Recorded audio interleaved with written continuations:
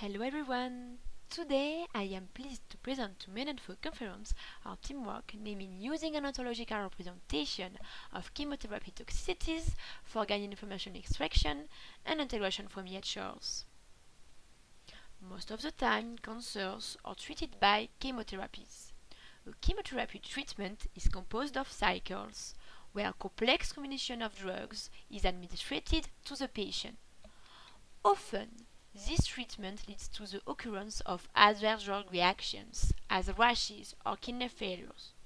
Depending on the severity of the adverse drug reaction, the treatment can be interrupted, reducing the recovery for the patient and limiting the therapeutic choice for the physicians. Physicians evaluate the severity of the adverse drug reaction with 5 grades, from the first one being no serious side effects to the fifth one being death. These 5 grades are attributed according to precise criteria defined by the CTCAE, the Common Terminology Criteria for Adverse Events. The correct detection of toxicity events is often most important to improve cancer treatment. Nowadays, EHRs for clinical data warehouses offer great opportunities to study patient outcomes, including information about toxicities for cancer patients. Information about toxicities is available in clinical data warehouse, but not directly. This information is present in a variety of sources, from structured as questionnaire or laboratory results to unstructured as narrative reports. As you can notice, the information about the asthenia of grade 1 is directly available with questionnaire, whereas in narrative reports, the information about the esophagitis of grade 2 has to be picked in the free text, and for instance, we should check if this esophagitis is not mentioned in a negative context. So, narrative reports are difficult to treat, but are known to provide richer information than structured data. Our objective is to integrate information about chemotherapy toxicities from various sources in a common data model. This common data model is Ontotox, an ontology. I will first present Ontotox, an ontology dedicated to chemotherapy toxicity extractions. Then I will present how we manage it to extract toxicity from various sources.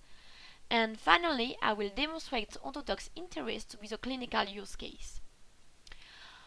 Ontotox is an ontology dedicated to chemotherapy toxicity extractions. Thus, we created classes, object and data properties qualifying chemotherapy toxicities. Ontotox is composed of 11 classes organized around the central class chemotherapy toxicity. Let me introduce to you to these classes by taking an example of Ontotox instantiation with free texts. Let's say that in a narrative report there is a sentence mentioning œsophagite de grade 2, which is a French for esophagitis of grade 2. This extraction will lead to the instantiation of a chemotherapy toxicity class and of a grade 2 class, which is a subclass of the grade class. There are other subclasses of the grade class to normalize the number of the grade extracted. There are also the start date and the patient classes that are associated with document metadata. One of the aims of Ontotox is to unify the information from various sources.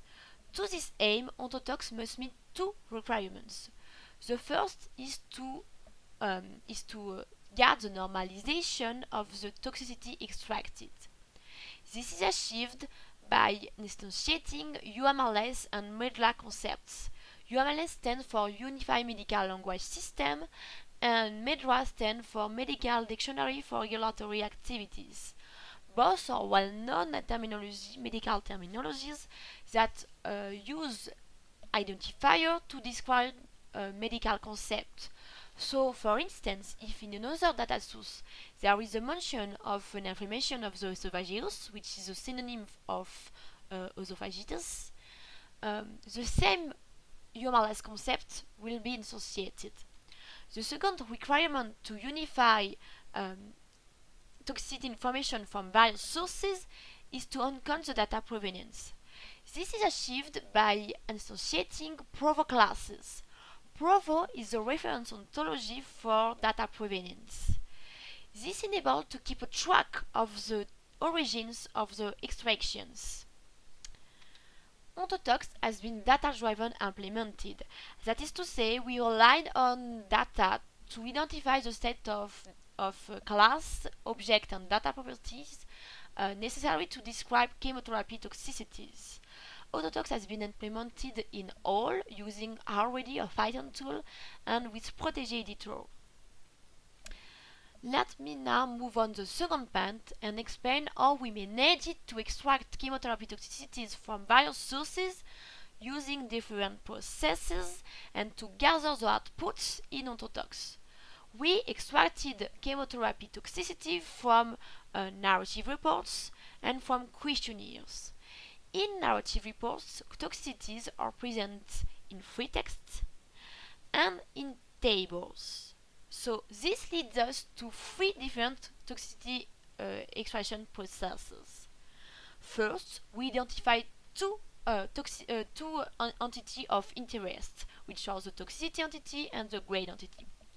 We created a toxicity dictionary of more than 4,000 terms based on two toxicity terminology, which are the CTCAE, which I told you about in the introduction, and the World Health Organization for Adverse Reaction terminologies.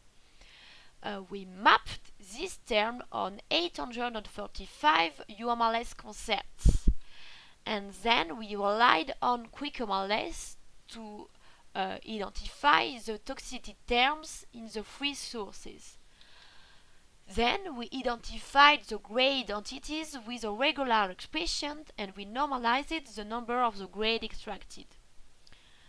Then we had to link the toxicity entity to the grade entity. In questionnaire, the item corresponded to the toxicity and the answer to the item corresponded to the grade. So the link between the two entities was trivial. In table, it is a bit the same idea. There is a column for toxicities and there is a column for grades. Sometimes there are cells that are empty, but we easily managed to link toxicity entity to grade entity leveraging the table structure. In free text, it is a bit more complicated. There are toxicities that are not referring to grade. For instance, a physician could mention a toxicity without mentioning nasophagitis without mentioning its grade, and there are grades that are not referring to a toxicity. Specifically in oncology, there is another grade classification to qualify the tumor stage. So we had to disambiguate the grade extractions, and we link toxicity entity to grade entity with the standard dependency parser in free text. And then in free text we also detected the context of the extraction. That is to say, we detected if the extraction was in a negative or in an hypothetical context, and if the extraction was concerning the patient himself or his family. And we did that with Pymandex annotators. So let me resume in a nutshell the two parts, the toxicity extraction and the Ontotox instantiation. Here is an example of a sentence in French mentioning an esophagitis of grade 2. The esophagitis is identified thanks to the dictionary approach, and the grade 2 is identified with the regular expression. And then the toxicity entity is linked to the grade entity thanks to standard dependency parser.